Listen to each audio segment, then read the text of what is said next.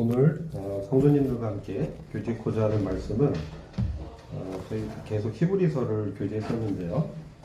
히브리서 13장 마지막 말씀을 교제하고자 합니다. 히브리서 13장 5절부터 8절 말씀을 먼저 함께 읽도록 하겠습니다.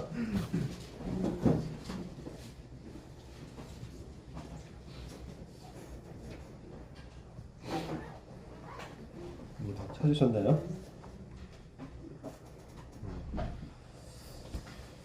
히브리서 13장 5절 시작. 돈을 사랑치 말고 있는 바를 족한 줄로 알라. 그가 친히 말씀하시기를 내가 과연 너희를 버리지 아니하고 과연 너희를 떠나지 아니하리라 하셨느니라. 그러므로 우리가 담대히 가로되 주는 나를 돕는 자시니 내가 무서워 아니하겠노라. 사람이 내게 어찌하리요 하노라. 하나님의 말씀을 너희에게 이루고 너희를 인도하던 자들을 생각하며 저희 행실의 종말을 주의하여 보고 저희의 믿음을 본받으라.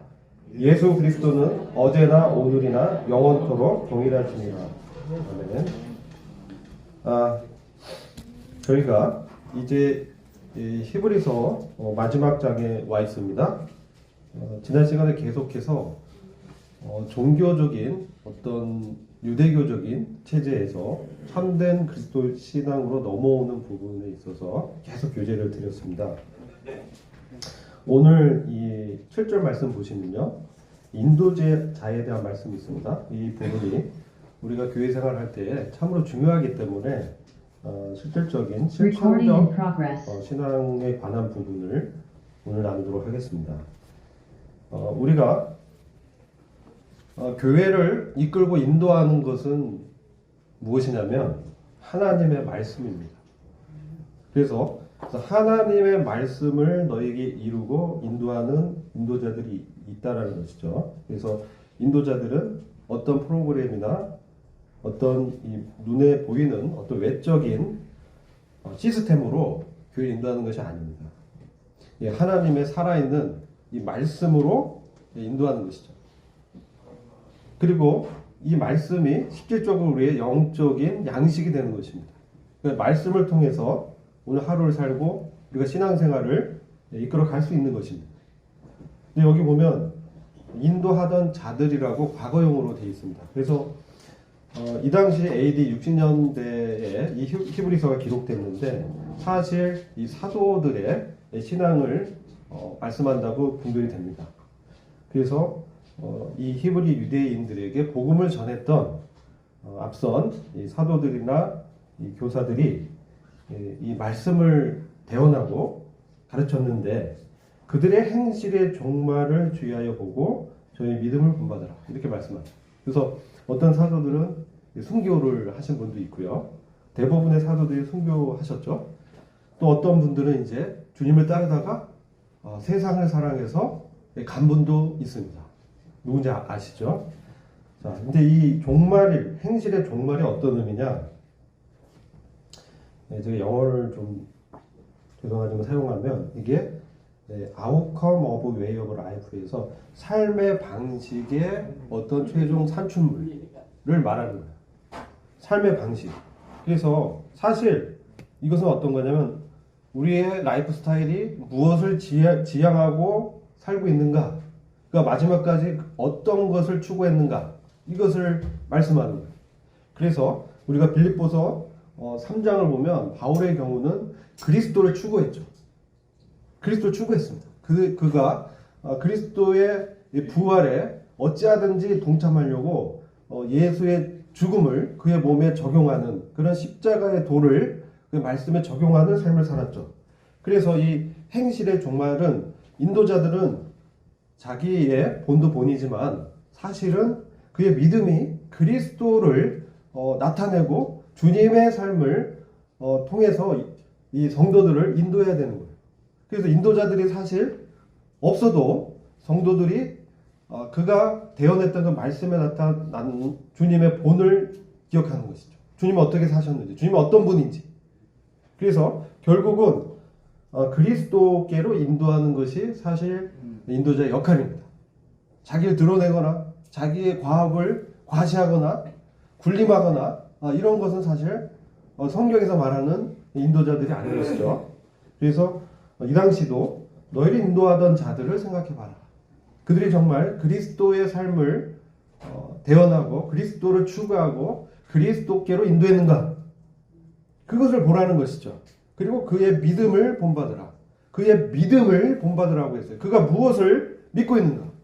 아까 우리의 믿음의 주요 온전케 하신 예수님, 그리스도, 이게 우리의 믿음의 대상이자 우리 함께 하시는 분이시자 우리의 목적지입니다. 그래서 우리의 삶 가운데 주님이 나타나는 그러한 믿음의 행실의 결과를 우리가 주목해서 봐야 된다는 것이죠. 왜냐하면 여기 5절과 6절에서 그 당시 문화에도 돈을 사랑하는 문화가 침투해 들어왔습니다. 그래서 교회 가운데 만몬 신앙이라고 하죠. 물신 신앙. 그래서 하나님과 이 물질을 비교하면서 하나님을 믿는다고 하지만 결국은 물질을 의지하는 이러한 신앙이 이제 들어왔죠. 그래서 이 세상적인 인본주의적인 신앙입니다. 그런데 기독교계에 이러한 참 부끄러운 일들이 일어났다는 거예요. 오늘날 어떻습니까? 오늘날도 어떤 교회에서 그죠? 인도하던 그 분들이 부정 축제를 했다.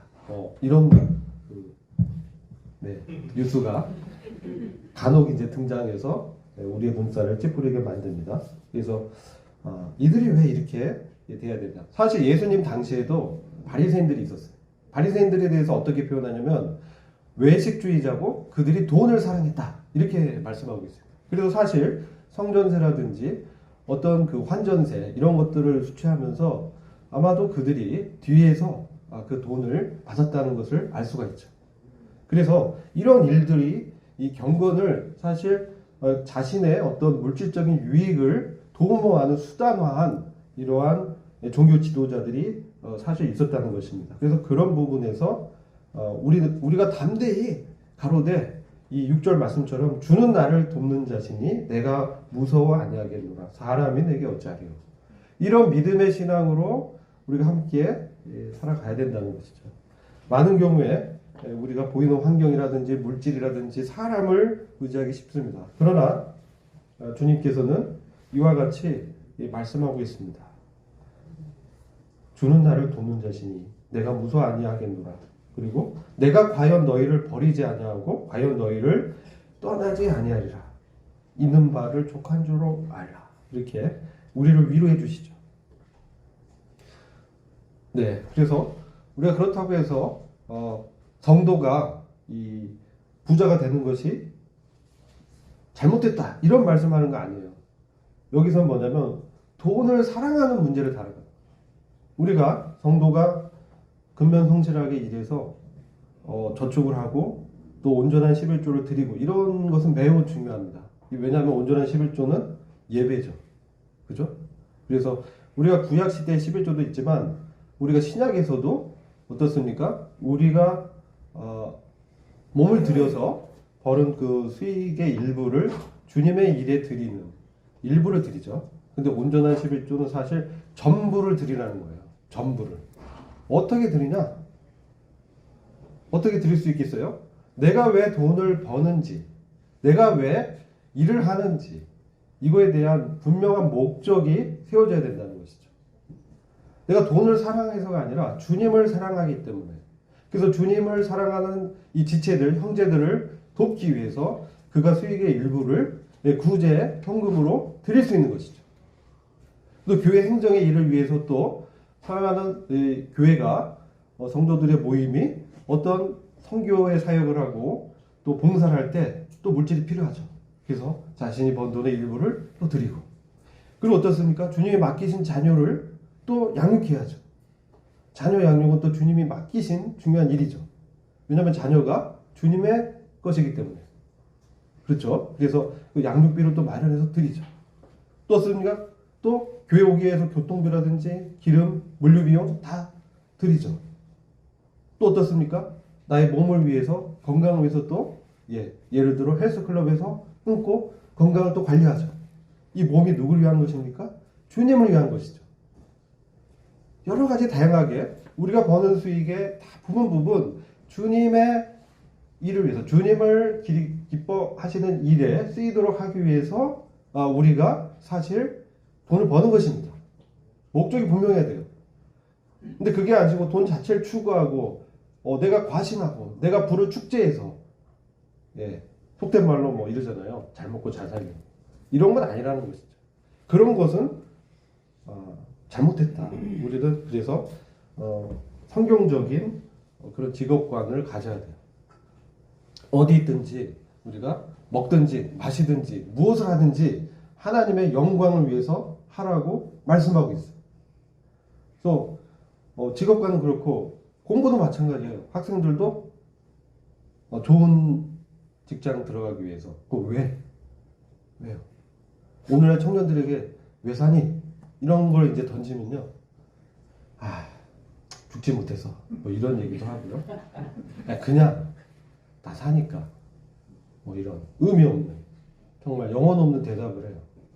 요즘 어때요? 청년들 취직하기 너무 어려워요. 사실 지금 경제가 상당히 혼란스럽죠.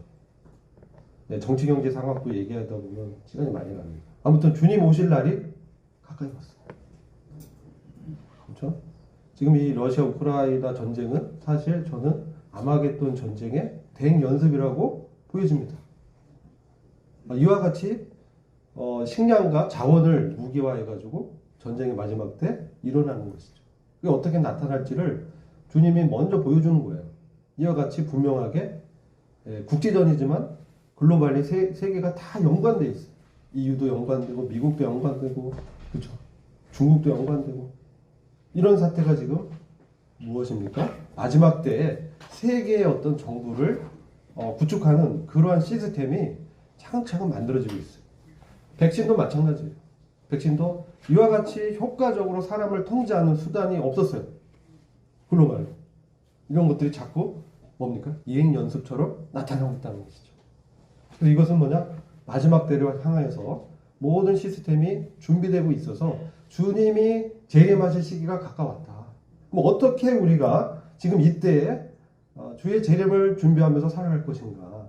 이런 교훈을 우리가 배워야 되고 또 우리가 가르치고 서로 격려하고 또 깨어나야 되는 거예요. 그냥 그렇게 흘러가는 시간 속에서 안 빛납도록 나는 구원받았으니까 나는 천국에 가. 편하네. 이것은요, 우리가 이런 신앙에서 점점 믿음이 이제 성장해서 오히려 뭡니까? 우리 물질을 남의 유익을 위해서. 그렇죠? 어디에 있어요? 나의 유익이 아니라 남의 유익을, 특별히 구원을 위해서. 이게 뭡니까? 선행이에요. 여러분, 성경에서 선행을 얘기할 때는 항상 하나님의 구원의 능력에 관계된 일에서 선을 말씀하는 거예요. 하나님 외에는 선한 분이 없다라고 말씀하고 선을 행할 수 있는 분이 하나님뿐이 없기 때문에 우리 성도가 선을 행할 수 있는 것은 바로 그리스도 안에서 하나님의 그 능력으로, 하나님의 구원의 능력으로 행할 때만 우리가 선을 행할 수 있는 것이에요. 그래서 우리가 참된 선은 무엇이냐? 우리의 재능과 은사를 활용해서 우리 구도자라든지 그리고 어떻습니까? 성도들이 믿음의 성장, 성화의 구원을 위해서 구원을 이루는 생활 속에서 주님을 닮아가고 주님의 생명을 나타나는 그런 일에 우리가 주의하고 집중하고 그런 일들이 나타나기를 구해야 된다는 것이죠. 그런 마음을 갖고 우리가 직장에서 돈을 벌고 그리고 우리가 누굴 섬기는 거예요. 누굴? 그 직장 상사를 외적으로 섬기지만 사실 나를 그곳에 보낸 하나님을 섬기는 거예요. 그죠? 그렇습니다. 그리고 가정에서 하나님 맡기신 내 배우자 그리고 자녀 그들을 주님의 그 영광을 위해서 그들이 이 구원이 이루어질 수 있도록 물질도 벌고 음식도 만들고 청소도 하고 가르치기도 하고 교회 같이 데려오기도 하고 권면하고 훈계하고 그러는 것입니다. 그리고 직장 생활에도 마찬가지입니다. 그래서 그런 삶을 우리가 주님이 주신 그 능력으로 살아내는 것이죠. 이게 우리의 믿음의 삶입니다. 이런 우리의 믿음의 결말, 그래서 아웃컴 오브 웨이 오브 라이프에서 우리 라이프 스타일이 그렇게 돼야 된다는 거예요. 우리 생각이 세상에 동화돼서 세상에 흘러가는 대로 가면 안 된다는 것이죠. 오히려 세상을 거절하고 세상의 풍조를 막고 오히려 말씀으로 충만하게 돼서 말씀에서 말하는 바에 따라서 우리가 우리 몸을 그리스도의 그 연합된 믿음을 통해서 우리 삶을 이렇게 드리는 그런 삶으로 가야 된다는 것이죠. 이런 믿음을 우리가 본받고 살아야 된다는 것입니다. 그래서 우리는 때로는 이런 삶을 살다 보면 나만 이렇게 찌질하게 사는 거 아니야? 나만 이렇게 축소되고 이렇게 왜 어떻게 돼요? 배척되고 내가 다른 사람들 인정을 못 받고 그러는 거 아니야? 그렇지 않다는 것이죠. 왜요? 내가 과연 너희를 버리지 아니하고 과연 너희를 떠나지 아니하리라. 주님이 함께 하시는 것이죠. 그리고 8절에 예수 그리스도는 어제나 오늘이나 영원토록 동일하시니라. 아멘. 어제 과거에 내가 주님을 만났어요. 뜨거운 마음으로 주님과 교제하고 좋았습니다. 그렇죠? 근데 오늘 어때요? 오늘 좀 힘들어요. 주님이 안 계신 것 같아. 왜 이렇게 힘들어요? 만나는 사람마다 이렇게 저를 이렇게 폄하하고 비판하고 판단하고 그런 일들이 막 일어나요. 근데 주님은 동일하게 우리를 사랑하시고 긍휼을 베푸신다는 것이죠. 제가 이 말씀을 보면서 또 영원토록 미래적으로도 내일도 그 시간이 영원히 동일한 은혜와 긍휼의 마음으로 우리를 대하신다는 거예요. 제가 이 히브리서 13장 8절 말씀 보면서 로마서 8장의 말씀이 떠올랐어요. 로마서 8장 말씀을 한번 같이 보시겠습니다. 로마서 8장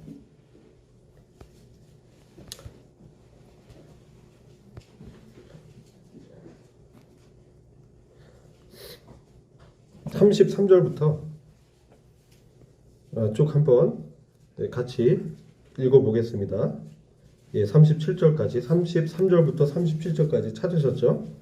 자, 시작. 누가 능히 하나님의 택하신 자들을 송사하리요?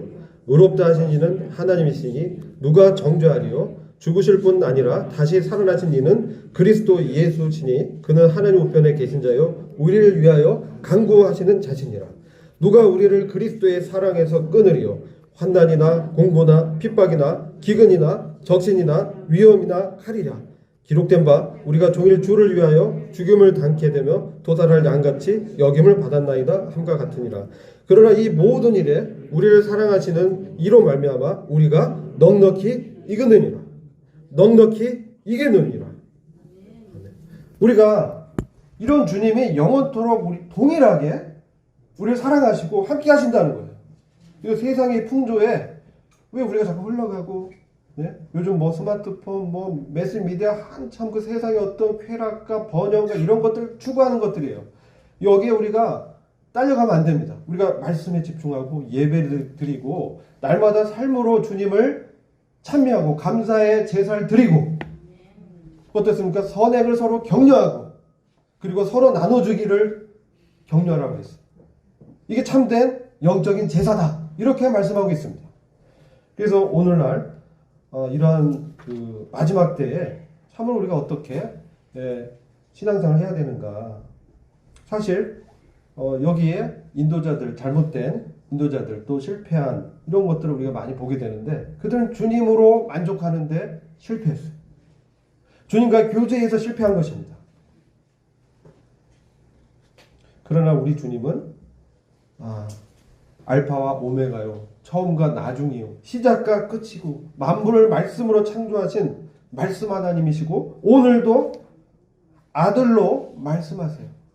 주님의 어떠함을 통해서 우리에게 지시하고 기억나게 하셔서 인도하십니다. 우리가 주님의 인도함을 어떻게 분별할 수 있습니까? 주님의 말씀이 기억나는 거예요. 생각나는 거예요. 성령님이 우리에게 우리를 인도하는 가장 성경적인 길은요, 물론 아주 기적적으로 환상을 보여주거나 꿈을 통해서 보여주실 수도 있지만 우리 이 성경을 말씀에서 우리가 들었던 주님에 대해서 생각나게 하는 거예요. 이런 말씀이 떠올라요. 그리고 누구에 대한 부담이 생기고 어떤 일을 해야 되겠다는 마음이 생겨요. 이게 뭡니까? 성령님이 그것을 원하시고 하나님이 그것을 부담을 주는 거예요. 그래서 우리가 주님을 이제 뜻을 분별하고 안다는 것은 바로 이 성령님의 인도함에 대해서 우리가 민감하게 그것을 감지하고 그것에 따라서 분별하고, 꼭 자기가 그 분별을 잘 모르면 영적인 인도자들에게 또는 교사들에게 그런 부분을 사실 같이 상의해야 돼요. 그래야 우리가 교회 안에서 같이 갈 수 있는 것입니다. 9절에 보면 이상한 가르침이 등장합니다. 히브리서 13장 9절. 당시에도 이상한 가르침이 교회에 들어왔습니다. 특별히 이러한 이상한 가르침이 율법주의로 나타난 게 갈라디아 교회입니다. 율법주의. 이게 뭐냐면 뭘 지켜야 돼요. 뭐 어떤 종교 예식을, 음식 규례를, 음식 제사를 지켜야 우리가 구원이 완성된다. 이와 같이 엉뚱한 얘기를 하는 거예요.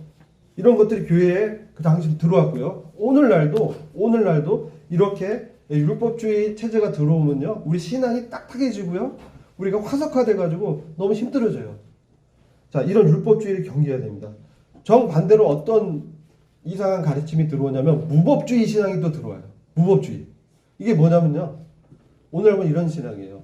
내가 구원받았고 이제 천국에 가고 용서함 받았으니까 죄를 심상히 여기고 방임하는 것에 대해서 면죄부를 이렇게 해주는 거예요. 괜찮아, 너 구원받았으니까. 이거 잘못된 거예요. 아니에요. 우리가 그럴 때 우리는 정말 거룩한 삶을 위해서 부르심 받은 거예요.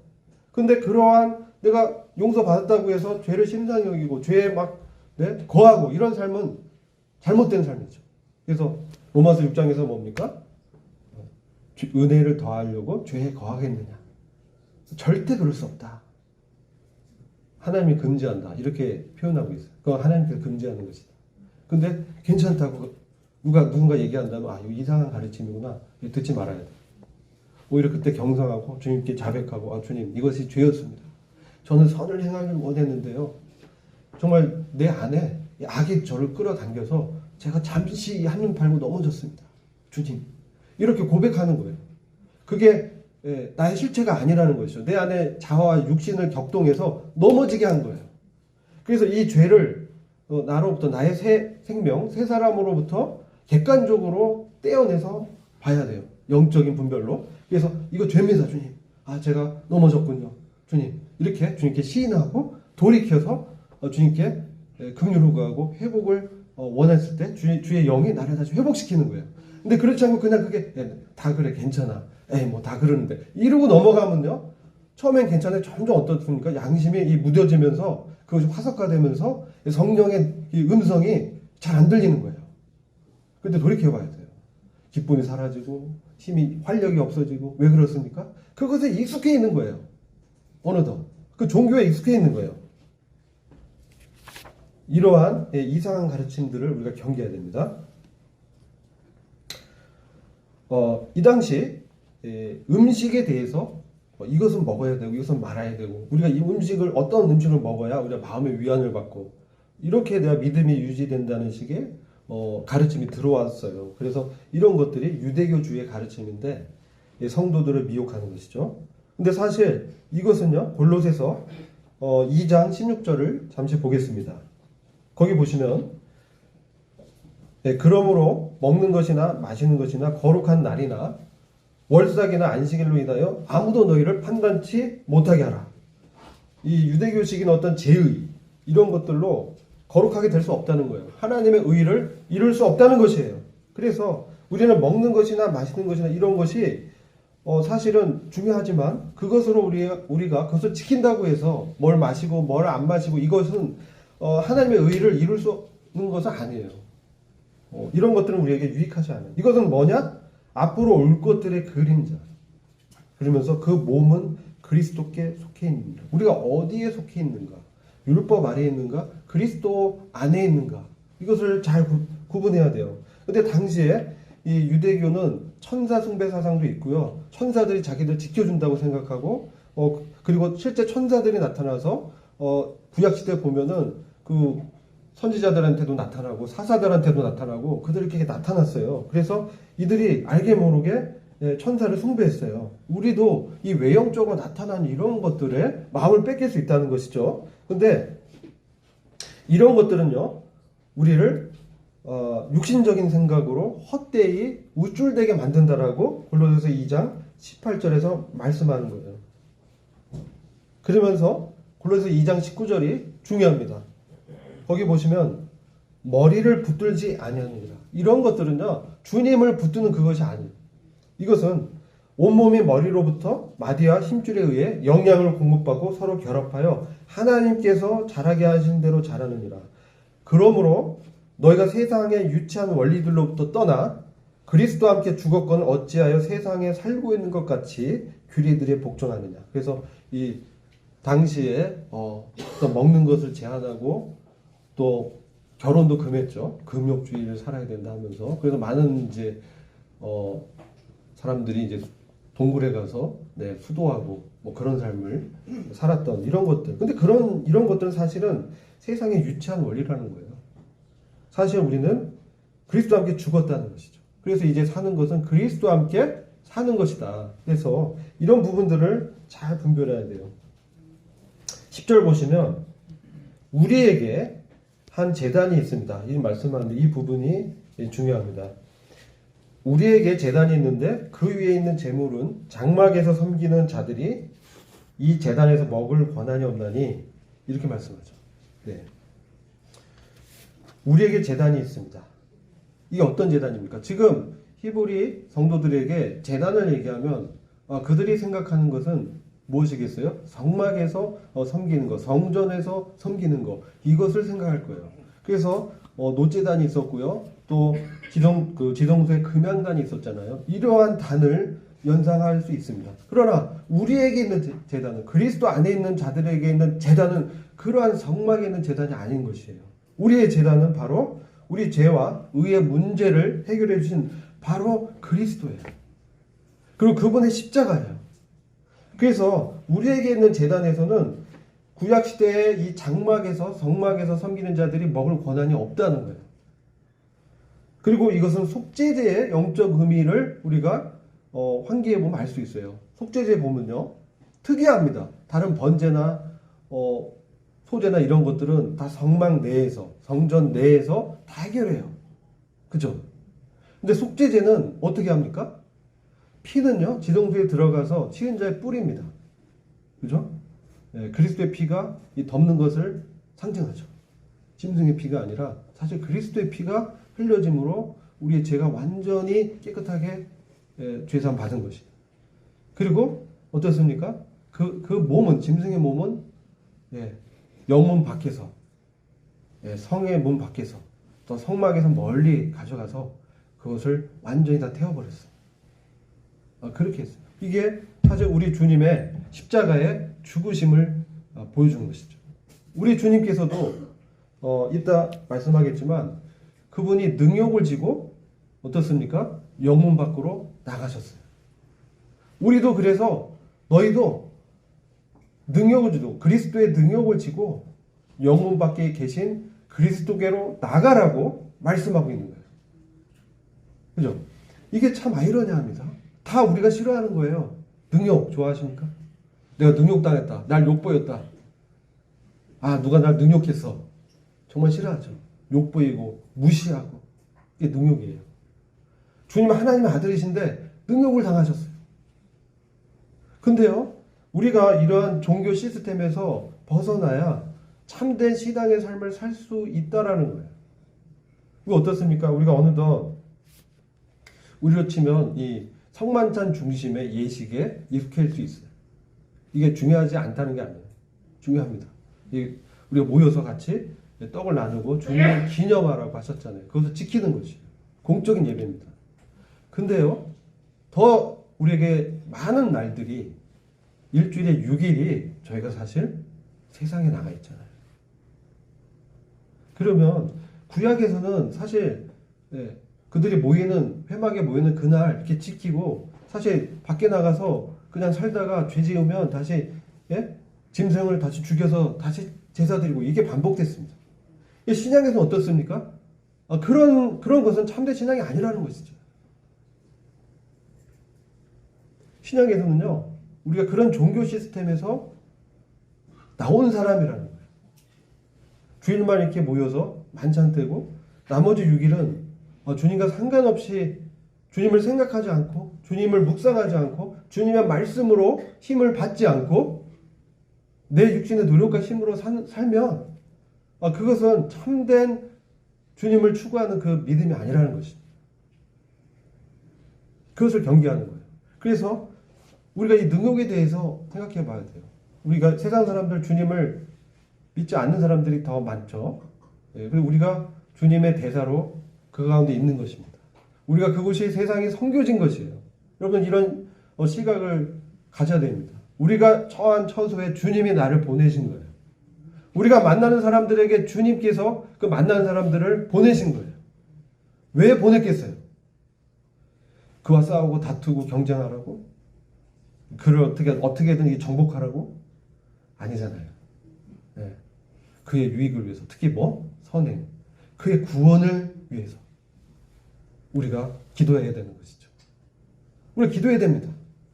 우리의 만나는 직장의 상사를 위해서, 또 부하 직원을 위해서, 또 동료들을 위해서. 우리가 함께 식탁에서 누가 더 점심 식사를 많이 합니까? 그죠? 우리가 만나는 그 사람들이 주님을 만날 수 있도록 우리가 기도해야 되는 것입니다. 그럴 때 주님이 역사하는 거예요. 근데 그게 아니라 두렵고 떨리고 이 사람들한테 내가 신앙인의 삶을 보여주면 그들이 나를 무시할까봐, 네? 과소평가할까봐, 쟤는 재미없는 애야. 제가 그런 얘기를 많이 들었어요. 쟤는 재미가 없어. 참 재미없어. 너 왜 사니? 이런 얘기 많이 들었습니다. 야, 술도 안 마시고 뭐도 안 하고 재미없다. 그런데요, 그들이 우리의 삶을 자세히 봅니다. 그래서 오히려 더 이제 그때 당시에는 수요 모임에 가려고 했고요. 보여주려고 나 수요 모임 갑니다. 일 끝내고 가. 끝내고 가고. 그랬던 기억이 납니다. 그래서 우리가 능욕을 준다는 것. 이 세상의 가치관과 다른 것이죠. 그들이 우리를 무시하고 과소평가해도 뭡니까? 주님이 인정하신다는 거예요. 이게 중요해요. 누구 앞에 우리가 살고 누구와 함께 사느냐, 이게 중요한 겁니다. 그래서 그때 그들이 나를 과소평가해도 주님도 능욕을 지고 가셨어요. 그러니까 우리가 그 그리스도의 능욕을 우리한테 진다는 게 무엇입니까? 그리스도의 죽음을, 항상 예수 죽인 것을 내 몸에 짊어지는 것이죠. 그죠? 예수의 죽음을, 내가 주님을 죽인 자지, 내가 주님을 떠나서는 살 수 없는 자지, 내가 아무것도 못하는 자지, 주제 파악을 해야 되는 것이죠. 그리고 주님께 능력을 구하는 것이죠. 주님께 지혜를 구하는 것이죠. 우리에게는 우리와 함께하는 하나님이 계시는 것이죠. 그래서 넉넉히 이길 수 있다는 것을 실제로 믿으면서 지혜를 구하는 거예요. 그럴 때 주님께서 역사합니다. 그래서 그 일을 이루십니다. 그게 뭐예요? 구원의 능력입니다. 그런 상황에서 우리를 구출합니다. 영적으로 우리를 보호하시고 또 어려운 시험에 있으면 어떻습니까? 피할 길을 내주십니다. 그리고 감당하게 하십니다. 이게 주님의 구원의 능력입니다. 이게 능력을 지고 이제 영혼 밖에 나가는 사람에게 임하는 바로 지성소의 주님의 위로입니다. 우리가 이러한, 그래서 시브리서에는 또 안으로 들어가라는 말이 있어요. 밖으로 나가는 건 영문 밖으로 나가라. 그런 종교 시스템에서 나가라. 그래서 주님과 내밀한 교제로 들어가라. 영문 밖에 서 계신 그 주님께로 나아가라. 라우디아 교회는 세상의 말세 시대 배도 교회인데 주님이 교회 문 밖에 계셨어요. 그래서 주님이 녹화하는데도 못 들어요. 그런데 깨어서 주님이 뭐라고 말씀하시는지 그것에 관심을 갖고 듣는 사람들은 어떻습니까? 그 마음의 문을 여는 것이죠. 주님께. 그분의 말씀이 들릴 때 민감하게 반응하는 것이죠. 근데요, 이것이 사대교회로 가면 어떻습니까? 사대교회는 이름은 살아있으나 실상은 죽어있다라고 했어요. 이 심각한 거예요. 모여서 예배를 드리고 뭔가 크리스찬 같은데 그 내면에는 주님과의 교통이 없는 거예요. 성도 간의 교제가 없는 거예요. 예, 일요일만 나와서 앉아있다 가는 거예요. 심각한 거예요. 그래서 우리는 이 휘장 안으로 들어가야 돼요. 주님이 그 육체로 찢으신 이제 성소와 지성소가 그 가로막고 있던 휘장이 찢어졌어요. 그래서 언제라도 우리가 은혜의 보좌로 나아갈 수 있는 거예요. 그래서 우리가 그냥 내 상태를 그대로 주님께 내려놓는 것입니다. 주님, 제가 이랬습니다. 주님, 제가 힘듭니다. 주님, 제가 이렇습니다. 그럼 주님이 아세요. 그리스도는 어제나 오늘이나 영원토록 동일하시다. 내 어떤 상태와 상관없어요. 그냥 우리 아버지, 아빠 이렇게 불렀잖아요, 주님이. 그게 주님과 깊은 관계 속에 들어가는 길이에요. 그리고 내 죄를 그냥 고백하는 거예요. 주님, 제가 이랬습니다. 그럼 주님 다시 힘을 주시는 거예요. 그래서 휘장 안에 들어가는 거. 이게 중요한 것이죠. 율법주의 종교체제를 버리고 참된 생명과 빛을 주시는 주님 안에서 이 교제. 이게 우리의 신앙의 핵심입니다. 그래서 우리가 이러한 그 사대교회 같은 경우는 이 죽음의 문제, 이게 뭐냐면요. 계시록 3장 1절을 잠깐 같이 보실게요. 이게 오늘날 기독교의 실상을 잘 보여주고 있습니다. 이러한 상태가 우리에게도 나타날 수 있어요. 우리가 경계해야 됩니다. 3장 1절을, 계시록 3장 1절을 제가 읽겠습니다. 사대에 있는 교회의 천사에게 편지하라. 지금 주님께서 사대 교회의 메신저에게 기록하고 계시는 거예요. 하나님의 7영과 7별을 가진 이가 이것들을 말하노라. 내가 너의 행위를 아노니 내가 살아있다는 이름은 가지고 있으나 죽은 자로다. 그죠? 사대라는 이름 자체가 그래요. 너는 깨어서 아직 남아있으나 죽으려 하는 것들을 강건하게 할지니 이는 내가 하나님 앞에서 내 행위에 완전함을 찾지 못하였습니다. 자, 지금 사대교회 상태가 이 딱딱해 있는 종교화 되어 가고 있는 교회의 실상을 비춰주고 있어요. 그래서 내가 주님과의 내면한 활력 있는 살아있는 주님의 음성, 주님의 말씀을 통한 기억, 생각이 나고 있지 않다면 우리가 사대교회 상황이 있는 거예요. 살아있다 하는 이름, 내가 그리스도인이라는 이름이 있지만 실상 영적으로 활력이 없는 거예요. 능력이 없는 거예요. 그 경건의 외양보다 그가 경건의 능력이 있는지를 주님이 보신다고 했잖아요. 여기서 뭡니까? 이 깨어서 이런 사람이 깨다. 이게 와치란 뜻이에요. 경기야. 지금 이런 상태를 지금 인식하라는 거예요.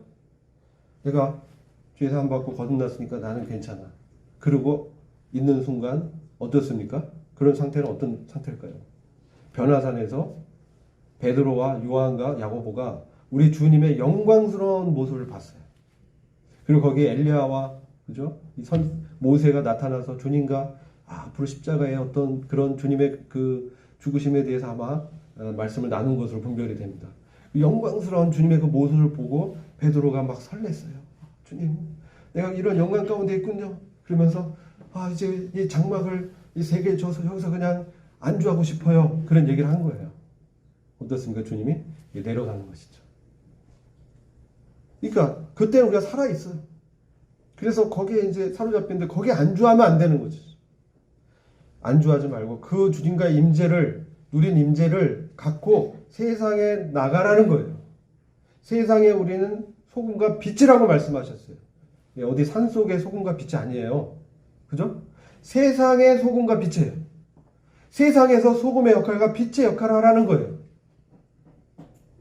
그곳이 우리가 있을 하나님의 통치 영역입니다. 세상에서 우리가 주님의 소금의 역할. 소금이 뭐예요? 변치 않죠. 짜죠. 유통기한을 늘려주죠. 부패하지 않은. 하나님에 대한 순수한 마음. 근데 또 이것도 있습니다. 민수기의 소금 언약. 하나님의 은혜의 언약. 영원한 언약. 하나님의 은혜로 사는 그러한 상태를 소금 언약이라고 하는 거예요. 하나님의 은혜로 내가 세상에서 사는 거예요. 우리가 막 힘들고 어렵는데 똑같이 불평불만하고 세상 사람처럼 좌절하면 너 정말 믿는 사람이냐? 맨날 불평불만하고 제가 이제 그런 적이 있었어요. 예전에 젊었을 때 어떡하지? 이 잘릴 것 같은데? 막 이러면 그 친구가 뭐 이런 얘기 하면 야 너는 교회 다니는 애가 왜 그러냐? 맞아. 내가 교회 다니는데 왜 이러지? 다시 이제 회복. 하나님의 은혜를 다시 구하는 것이죠. 주님, 제가 그리스도 안에 있군요. 또 어떤 때는 어떻습니까? 하나님의 은혜를 빙자해가지고 막 이제 뭐 좋은 직장 다녔다고 막 얘기하는 거예요. 아, 이 직장은 정말 막 50년 동안 끄떡없어요. 막 이렇게 얘기했어요. 그때 그 말을 제가 이제 어떤 형제님께 했는데, 제가 그때 외국에 좀 있었는데, 형제 좀 불안하지 않아? 아니요, 저는 50년 동안 끄떡없어요. 그랬는데 한 일주일 지나서 갑자기 우리 이제 영업을 이제 셧다운합니다. 그래서 3개월치 받고 그만두든지 다른 부서로 옮깁니다. 막 그런. 그래서 주님이 저한테 교훈하셨죠. 야, 너가 나를 신뢰하냐? 정말 나를 믿느냐? 나의 주권을 인정하냐? 아니면 그 회사가 뭐 겉으로 보기에 튼튼해 보이고 자산이 얼마고 이것을 너가 의지한 거 아니냐? 너 입술로는 나를 주님이라고 고백하는데 실제로 주님으로 믿고 있느냐? 그 말씀을 제게 하셨어요. 네, 주님. 그렇지 않았습니다. 그 자백하게 하시고 거기서 엄청나게 제가 닦였어요. 무지 힘들었어요. 정말. 죽고 싶었어요. 진짜 능욕을 지고 사는 것 같았어요. 말로 할 수 없습니다. 때로 이렇게 징계하십니다. 다루시는 것이죠. 깨달아라. 네 주제를. 우리가 이제 살아있을 때는요, 우리의 주제를 잘 알아야 돼요. 우리가 어떤 자인지, 주님의 은혜가 없으면 살 수 없어요. 세상의 소금이 될 수 없어요. 그리고 세상의 빛은 뭡니까? 진리의 빛으로 나타나려면 그 주님의 은혜가 필요한 거예요. 그래서 주님의 진리가 구약에는 반사했죠. 신약은 뭡니까? 질글 같은 내 안에 그 주님이 사시는 거예요. 그래서 그 주님이 성령을 통해서 나한테 기억나게 하고 나한테 생각나게 하는 지혜를 따라서 행동하는 거예요. 이게 없으면 나는 지금 살아있지만 허물과대로 죽은 상태와 다름없는 거예요. 그래서 우리가 여기서 뭡니까? 와치해라. 깨어나라. 깨어나라. 마지막 때 주님 오실 날이 가까웠잖아요. 그래서 우리는 깨어나야 돼요. 살든지 잠자든지 주님 우리와 함께 하십니다. 여전히 동일하게 우리 옆에서 우리를 격려하십니다. 야, 나 눈 좀 떠. 우리가 열왕기상 교제하다 보면요, 우리 수요 집회 때 뭡니까? 엘리야가 로뎀나무에 가서 주님 절 죽여주세요. 막 그랬어요. 예? 이세벨이 쫓아가서 왔을 때 그랬잖아요.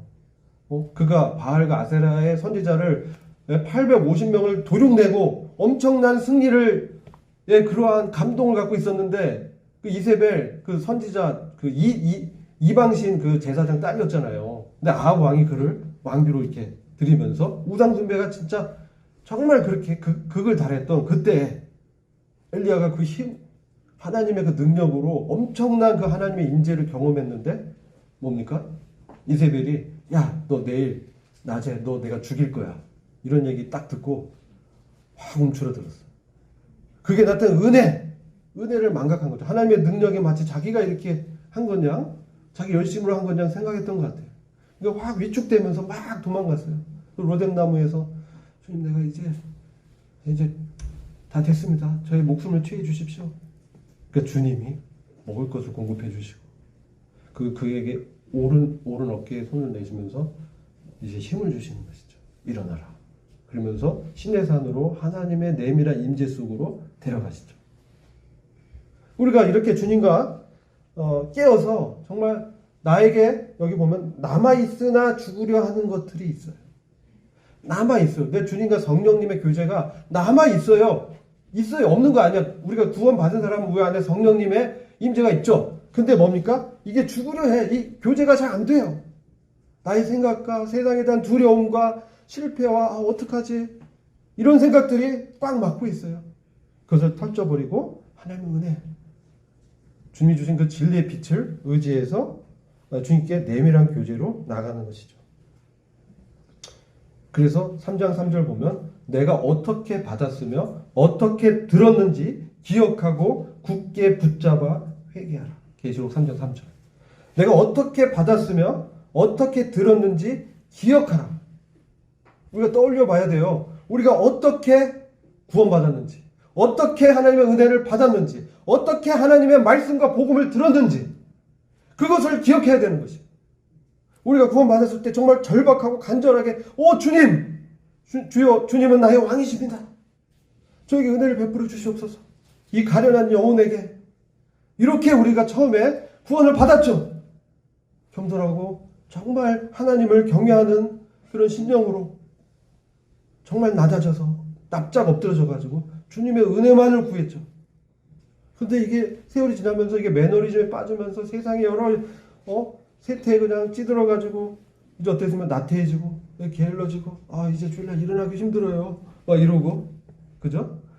이제 보면 이게 쉬는 날이 연휴예요. 어디 가서 저기 휴가 가가지고 그냥 줌으로 들으면 되잖아. 이런 식의 생각들. 이게 나태해지고 게으르는 거. 그 말씀을 들어도 인간적인 생각으로 흘려들어요. 어떻게 들어? 하나님의 말씀으로 말씀을 대해야 됩니다. 그래 역사가 일어납니다. 그게 그 하나님의 주권을 인정하는 것입니다. 그래서 하나님의 말씀으로 들어야 돼요. 그걸 기억하고 주님, 그 다시 첫사랑을 회복하면서 주님의 그 은혜, 주님의 그 겸손하심, 주님의 그 긍휼의 풍성하심, 주님의 나를 어떻게 구원하셨는지, 나를 위해서 어떤 죽음으로 십자가에서 죽으셨는지, 내가 이런 죄악된 삶에서 이제 거절하고 벗어나야지. 이런 세속적인 삶에서 끊어내야지. 요즘 그 휴대폰 많이 보시죠? 하루에 몇 시간 보세요? 네? 잠자는 시간 빼고. 네. 이동 시간, 일하고 업무 시간 빼고. 뭘 보시는 거예요? 하나님 말씀에 또 우리가 하나님의 어떤 가르침 이런 데 좀 더 많은 시간을 더 드려야 돼요. 네? 엔터테인먼트도 우리가 적당히 해야 돼요. 과도하게 하면요 거기에 사로잡혀요. 중독됩니다. 그래서 지금 여기 뭐라고 말씀하냐면 그런즉 여기서 회개하라, 돌이키라는 것이죠. 좀 이제 돌이켜서 이제 주님을 향해서, 그럼 만약 내가 깨어있지 아니하면 내가 도둑같이 너에게 이르니 어느 시각에 너에게 이르는지 내가 알지 못하리라. 주님이 재림할 때 주님 오시는지도 모르고 오시는 주님을 도둑같이 오시는 주님으로 만나게 된다는 거예요. 네? 오늘 제가 꿈을 꿨어요. 저 꿈을 잘 안 꿨는데 어떤 형제님이 나타나셨어요. 꿈속에서. 저를 이제 가르쳤던 형제님이 나타나서 주님이 오실 날이 가까웠다. 그러면서 요한계시록의 환란을 쫙 그게 너무 생생하게 그게 보여줬어요. 전쟁, 그 말씀대로 일어나는 것들이 고통의 때가 올 것이다. 제가 잠자다가 일어났어요. 주님.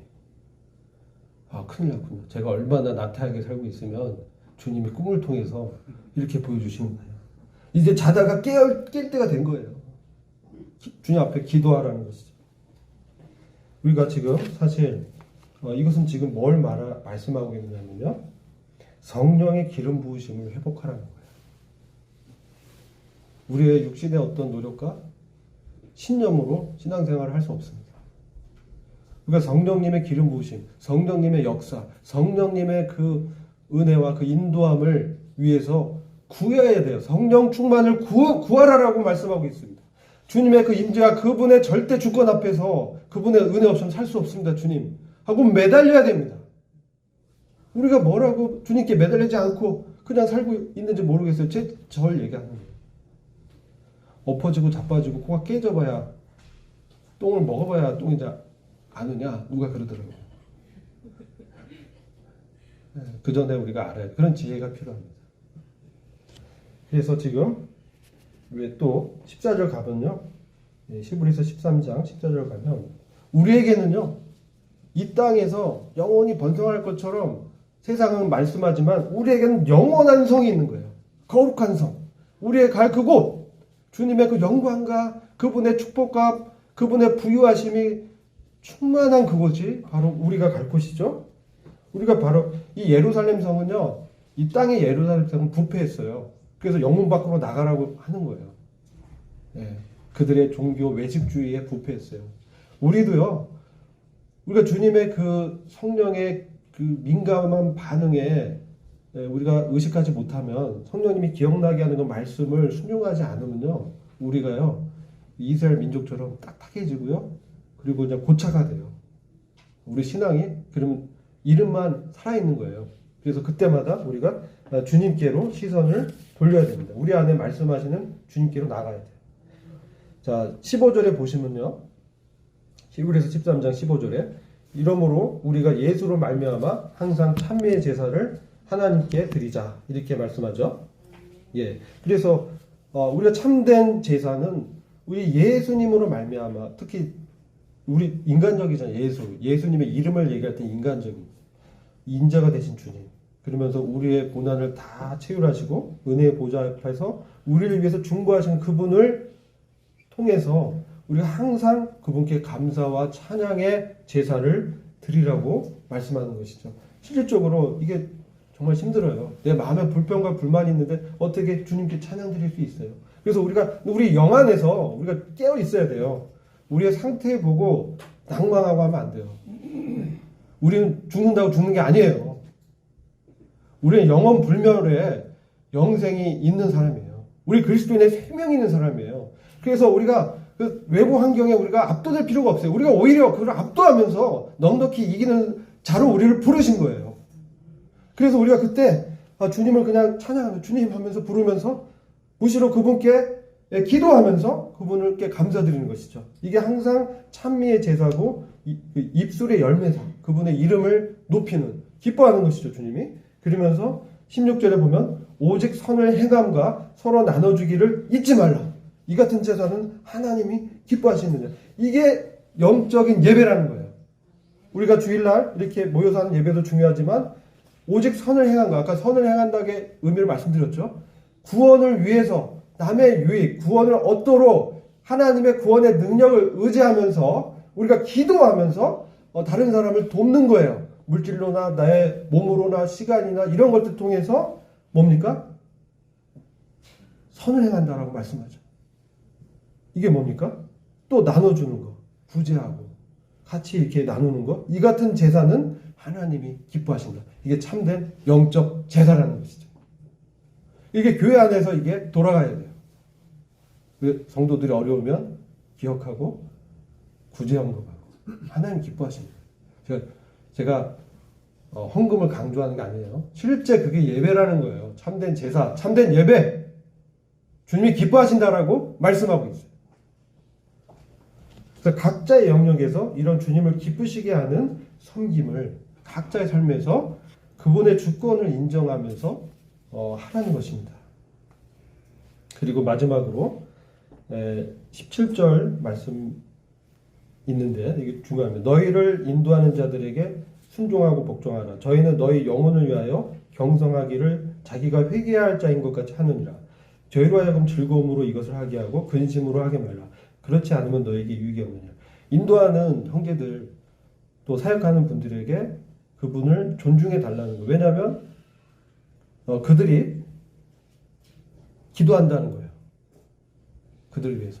그래서 마치 자기가 하나님 앞에서 회개할 자인 것 같이 생각하기 때문에 이게 교통이 안 되면요 근심이 생기고 그러면 인도자한테 유익이 없는 게 아니라 너희에게 유익이 없다라고 그랬어요. 책임이 누구한테 있느냐. 그리고 24절에 인도하는 사람들과 모든 성도들에게 문안하라. 이게 또 중요해요. 인도하던 자들의 믿음의 행실을 주위에서 보고 그리고 하는 자들, 이거 현재형이에요. 아까 하던 자들, 과거형. 이 하는 자들에게는 그들의 권면을 받으라는 것이죠. 왜? 그렇지 않으면 유익이 없다는 거예요. 그리고 문안한다는 게 무슨 말이냐면요. 인사한다. 단순히 그런 얘기 아니에요. 자기 사정을 교제하는 거예요. 문안한다. 문안해서 안녕하세요 하고 그냥 갑니까? 그렇지 않죠. 제가 요즘 어떤 이렇게 살고 있고 이런 문제가 있고 기도를 좀 부탁합니다. 이러면 같이 기도하는 거예요. 그럼 교회가 같이 기도하면 어떻습니까? 문제 해결되는 거예요. 그래서 이 인도자들과의 소통은 매우 중요합니다. 그리고 끝으로 20절, 21절 같이 한번 읽어보겠습니다. 양의 13장, 히브리서 13장 20절 양의 큰 목자이신 우리 주 예수를 영원한 언약의 피로 죽은 자 가운데서 이끌어내신 평강의 하나님이 모든 선한 일에 너희를 온전케 하사 자기의 뜻을 행하게 하시고 그 앞에 즐거운 것을 예수 그리스도로 말미암아 우리 속에 이루시길 원하노라. 영광이 그에게 세세 무궁토록 있을지어다. 아멘. 자, 우리의 큰 목자신 우리 주님이 그분의 피로 우리에게 역사하시고요. 또 그분을 죽은 자 가운데서 이끌어내신 부활시키신 평강의 하나님이 모든 선한 일에 우리를 온전케 한다. 이게 뭐냐면 모든 삶의 영역들에서 하나님의 주권이 나타나면서 거기서 구원의 능력으로 우리를 온전케 한다는 것입니다. 이걸 믿으시기 바랍니다. 그래서 우리가 어떤 상황이 있든지 그래서 하나님의 뜻을 행하게 하시고 그리고 그리스도를 말미암아 우리 속에 그런 것들을 그 즐거운 소망스러운 일들을 이루시기를 원하노라.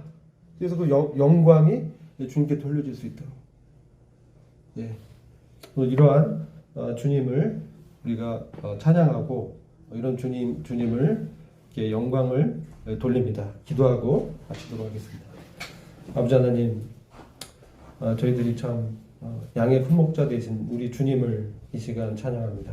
저희가 어떠한 상황이 있든지 주님께서는 참 어제나 오늘이나 영원토록 동일하시고 저희들에게 참 선한 일을 참 행하라고 말씀할 뿐만 아니라 그것을 우리 안에 이루시기를 기뻐하시는 우리 주님을 찬양합니다.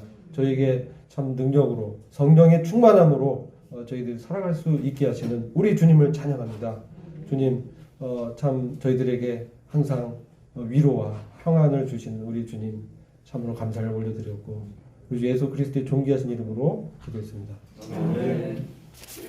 Recording stopped.